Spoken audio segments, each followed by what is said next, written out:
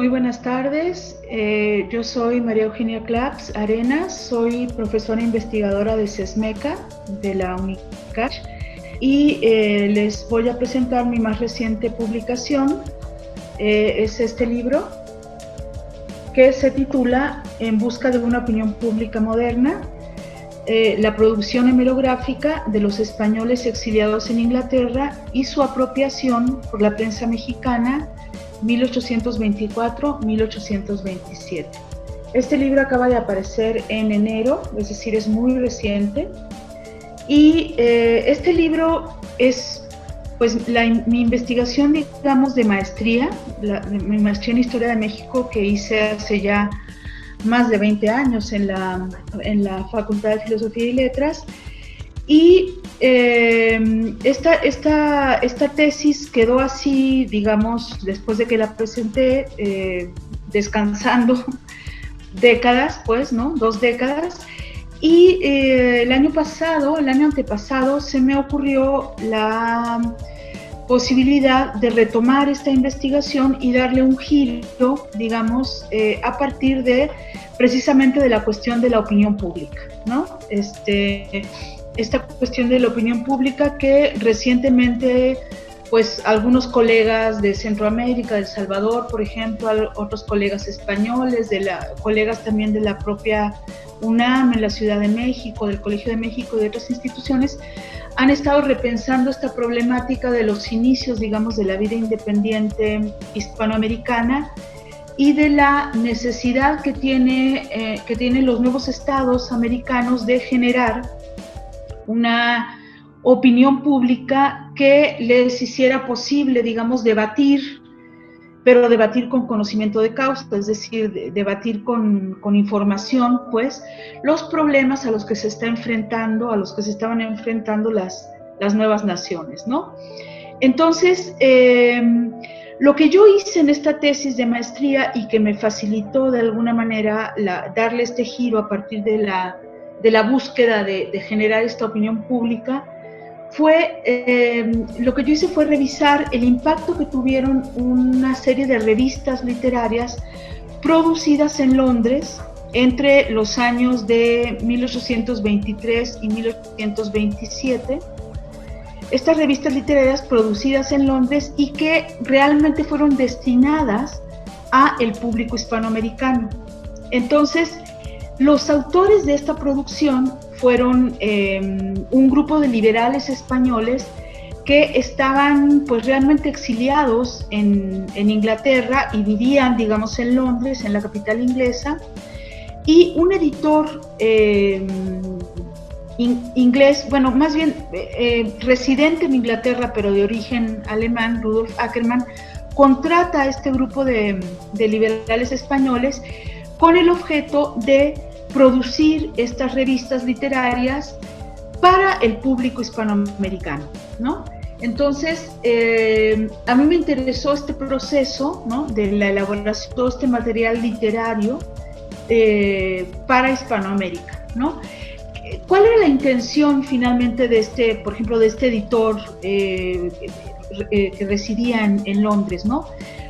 Su intención era una intención básicamente económica, era captar todo este gran mercado hispanoamericano que se abría a las naciones europeas, con excepción evidentemente de España, porque España, bueno, se acababa de producir, digamos, la independencia política de Hispanoamérica respecto de España, y por lo tanto, como España no había reconocido todavía la independencia, estaban en un estado latente de guerra, ¿no? O sea, la metrópoli de España, digamos, y Hispanoamérica, es decir, las ex colonias, ¿no? Entonces, lo que hicieron empresarios como Ackermann y otros, Ackermann en Inglaterra y otros editores en Francia, básicamente en realidad las dos naciones más interesadas por captar este mercado fueron, de un lado, Inglaterra y posteriormente Francia, ¿no? Pero en este momento, digamos, los pioneros, los que inician con esta labor fueron, por un lado, Ackermann y este grupo de españoles, ¿no?, de españoles liberales, que comienzan a producir entonces para esta Hispanoamérica recién independiente y empiezan a tomar temas de interés en el ámbito religioso, político, económico y literario, es decir, cultural. Entonces, estos autores españoles empiezan a producir estas revistas y los periódicos de la Ciudad de México empiezan a retomar algunos de los artículos que consideraron de interés general para su público lector, insisto, con temas religiosos, con temas económicos, con temas políticos, en busca de orientar a este público lector en las cuestiones, digamos, de importancia, ¿no? Por ejemplo, en el ámbito religioso, ¿qué era lo trascendente en estos años? Como Hispanoamérica se acababa de independizar de España y España no había reconocido la independencia, las altas dignidades jerárquicas, digamos, de la Iglesia Católica solo podían ser nombradas por, digamos, en España. Entonces, como España no reconocía la independencia, no había la posibilidad de estos nombramientos. ¿Y cuál era el problema para Hispanoamérica? Que la alta jerarquía eclesiástica, los arzobispos, obispos, que estaban destinados a las distintas diócesis en el vasto, digamos, continente pues hispanoamericano, se empezaban a morir, digamos, y no había quien los supliera porque España tenía el ejercicio del patronato, es decir, la posibilidad de nombrar estas altas dignidades eclesiásticas que le fue otorgada por el Papa, es decir, por la curia romana, a los reyes españoles, ¿no? Entonces, ¿qué es lo que trata de hacer? ¿Qué es lo que tienen que hacer, digamos, en Hispanoamérica a partir de que se van quedando sin las altas dignidades eclesiásticas? Pues tratar de buscar la posibilidad de nombrar estas vacantes, ¿no? Como España no está de acuerdo con la independencia, y una forma de presionar es negarse a nombrar altas dignidades eclesiásticas porque no están de acuerdo con el proceso de independencia, y es una manera de presionar a las naciones recientemente independientes de Hispanoamérica el negar el nombramiento de estos obispos y arzobispos, digamos, ¿no? Entonces, por ejemplo, un grupo de estos liberales españoles empieza a escribir en estos artículos que van a ir siendo retomados por la prensa hispanoamericana, empiezan a escribir sobre la posibilidad de que Hispanoamérica ejerciera directamente el patronato, es decir, se adjudicara, o sea, las iglesias de cada uno de los países hispanoamericanos se autoadjudicaran, digamos, el ejercicio del patronato, y con ello poder nombrar las distintas iglesias, digamos, la iglesia mexicana, la iglesia colombiana, la iglesia peruana, chilena, del Río de la Plata, etcétera.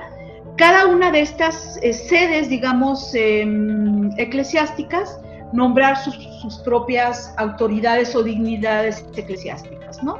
Es decir, adjudicarse el patronato. Entonces, es muy interesante porque empieza toda una discusión, ¿no? A partir de todo este material que va llegando procedente de estas revistas publicadas en Londres para Hispanoamérica, digamos, empieza toda esta discusión en torno a el ejercicio, por ejemplo, del patronato, ¿no? Entonces, en la cuestión religiosa esto es bien interesante. Hay otros autores españoles que incluso ya se han convertido por ejemplo, al anglicanismo, y entonces comienzan también a dar a los lectores hispanoamericanos como una amplia gama de religiones no católicas, vaya, ¿no? Es decir, aunque en eso hubo mucho más control porque Hispanoamérica pues era católica, y de hecho los editores ingleses estaban como muy conscientes de que había ciertas líneas que no debían de traspasar, y en ese sentido fueron mucho más precavidos con respecto a, por ejemplo, las religiones pues no católicas, ¿no? El anglicanismo en el caso de Inglaterra, o directamente el protestantismo ya mucho más abierto, digamos, en otras naciones europeas, ¿no? Del norte de Europa. Entonces, si bien no hay una invitación a convertirse al protestantismo o abandonar, digamos, a la Iglesia Católica, sí hay por lo menos de alguna manera mostrar a estos hispanoamericanos que hay, aparte del catolicismo, hay otras religiones, digamos, ¿no? Esto es importante porque, para no salir de la cuestión religiosa, ¿no? Hay naciones hispanoamericanas que declaran la libertad de cultos. Por ejemplo, el Río de la Plata. El Río de la Plata declara de manera muy temprana la libertad de culto. Les estoy hablando de 1825 más o menos, lo cual es bastante temprano para el caso de Hispanoamérica, ¿no? ¿Por qué decretan la libertad de cultos en el Río de la Plata? Pues para favorecer la inmigración de, sobre todo ingleses, por ejemplo, que están ellos interesados en los criollos, digamos, rioplatenses, están interesados en favorecer esta inmigración, digamos, blanca, ¿no? Protestante, pues, o en el caso de los ingleses, en su mayoría anglicana, que puedan llegar al Río de la Plata y establecerse con la, digamos, facilidad de ejercer su culto religioso, digamos, ¿no? En el caso de México eso no sucedió, es decir, no se declara tolerancia religiosa. En el caso de México se retoma el artículo 3 de la Constitución gaditana, que prohíbe la tolerancia religiosa, es decir, que la única religión permitida en México fue la religión católica, hasta la época de la Reforma, es decir, después de la segunda mitad del siglo XIX.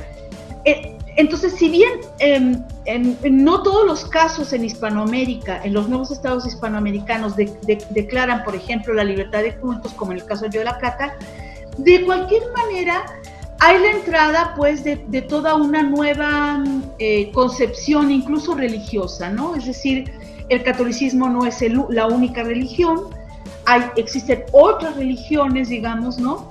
Y se da como este amplio abanico, digamos, ¿no? En la cuestión religiosa.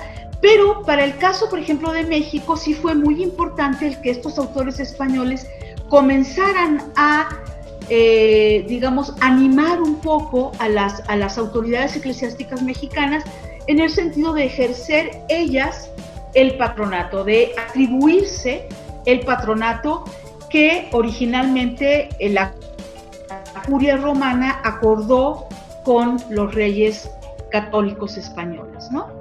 Entonces, esto fue muy importante porque, claro, se empiezan a debatir estas cuestiones, ¿no?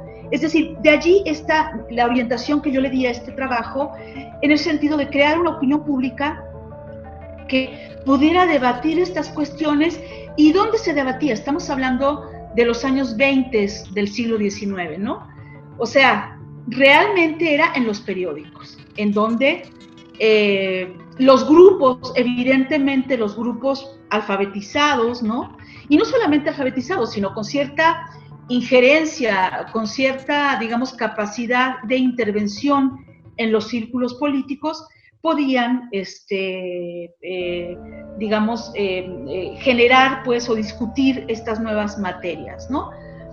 También, por ejemplo, en la cuestión económica, también se empiezan a discutir cuestiones que en Europa y naciones como Inglaterra, desde luego, estaban indiscutiblemente muy interesadas en generar, que era la apertura del comercio, ¿no? Es decir, que las materias primas americanas llegaran sin cortapisas a Europa, ¿no?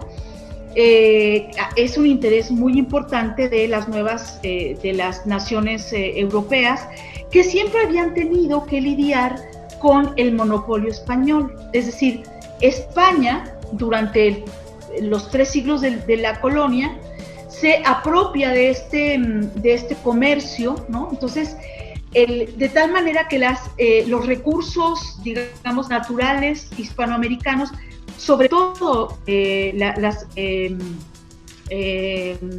los metales preciosos, oro, plata, y otros, ¿no? El mercurio para el trabajo para la depuración, digamos, de la plata y todo esto, pasaba a Europa, pero a través de España. Entonces, lo que tratan de hacer las naciones europeas es entrar directamente a este mercado, ¿no?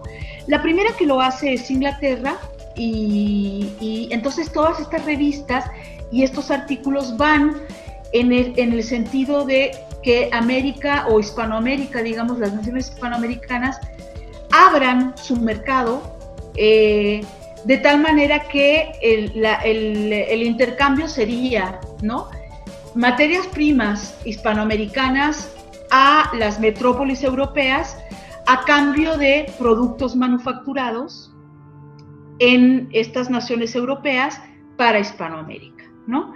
Entonces, aquí es muy interesante porque también estos autores españoles, un poco, digamos, yo creo que se ven obligados a respaldar esta política, sobre todo inglesa, ¿no?, de apertura de los mercados americanos, y vemos las características de los nacientes estados americanos tratando de proteger sus economías, ¿no? Entonces, por ejemplo, aquí se da una polémica muy interesante porque el ministro de Economía de aquellos años en México, José Ignacio Esteva, lo que hace es tratar de proteger, es decir, la industria nacional, la economía nacional, y por ejemplo, lo que hace Esteva es imponer cargas, es decir, impuestos altos a la salida de los metales preciosos y tratar de evitar esta compra, digamos, que sería una compra como irrestricta de materias de manufacturas elaboradas en Europa, porque eran caras, ¿no? Entonces, a nivel económico hay pues esta intención de alguna manera de todo este material que venía de Inglaterra, en el sentido de abrir el mercado hispanoamericano, de que llegaran las materias primas, y no solamente eso, sino que de que se establecieran en las nacientes estados americanos las mineras, por ejemplo, inglesas, ¿no? Y que el pago de impuestos fuera pues prácticamente inexistente, que es un problema con el que nos estamos enfrentando ahora, ¿no? O sea, no es nuevo finalmente en Hispanoamérica, estas transnacionales que no quieren pagar impuestos, lo estamos viendo, ¿no?, en la actualidad. Pues lo mismo, pero trasladado, digamos, a los inicios de la vida independiente, y entonces es muy interesante, pues, toda esta discusión que se comienza a generar. Y, por ejemplo, respecto de la cuestión literaria, a partir o a través de estas revistas dedicadas a Hispanoamérica, se empiezan a recomendar literatura, por ejemplo, inglesa, francesa, y es decir, se empiezan a introducir autores ingleses que eran poco conocidos en Hispanoamérica, ¿no? Por ejemplo, Walter Scott, ¿no? Entonces se comienzan a introducir de alguna manera artículos o novelas, digamos, artículos que hacen referencia a las novelas de Walter Scott, ¿no? Por ejemplo, Ivanhoe, ¿no? Que finalmente también son novelas en donde los protagonistas de estas novelas luchan contra monarcas que pretenden, monarcas que son déspotas o que son absolutistas, ¿no? Entonces, a fin de cuentas, hay toda una innovación, tanto religiosa como económica, política, cultural, que se va finalmente filtrando a la prensa de la Ciudad de México, a partir de la selección que hace esta prensa de Ciudad de México de determinados artículos de estas revistas,